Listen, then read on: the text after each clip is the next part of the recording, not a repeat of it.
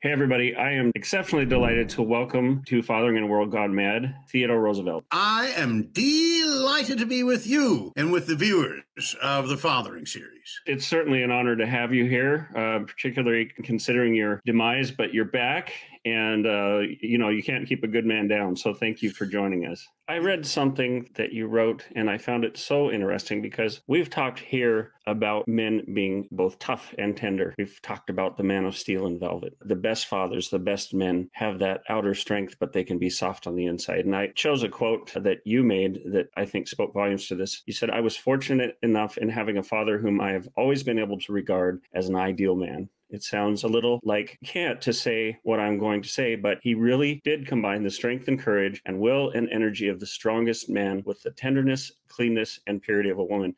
And to say something in your time like that is just extraordinary. Tell us more about this idea that a dad should be both strong and tender. Well, I must admit, Mr. Kelly, I recall writing those words. I also recall writing that my father was the only man of whom I was ever really afraid, but in a very good sense of the word. I never wanted to disappoint my father, so I always wished to conduct myself in such a way that my father would be very proud or very joyful about the way that his young son was growing. My father only physically punished me but once. My father, as the youngest of 6 sons, was responsible for doing the philanthropic work in the family business Roosevelt and Sons that imported plate glass from France. My father helped to found and fund the Children's Orthopedic Hospital, which provided the first surgeries for crippled children of the day, a funder of the Children's Home and Aid Society, which saw successfully the adoption of thousands of New York City orphans by Midwest and Western farm families. And on Sunday afternoons, my father would take one of us young Roosevelt children by the hand and take us to the newspaper boys' lodging house, where the newsies, the orphan boys who spent morning, noon, and night on the filthy streets of New York selling newspapers for a penny or two apiece because of the work of my father and other gentlemen, at night those boys had a warm and safe place to sleep, a good meal, and on Sundays, Bible study taught by my father. So there was in my father's character a gentleness,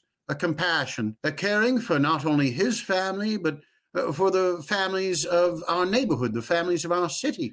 My father was indeed a man of iron and velvet, as you say.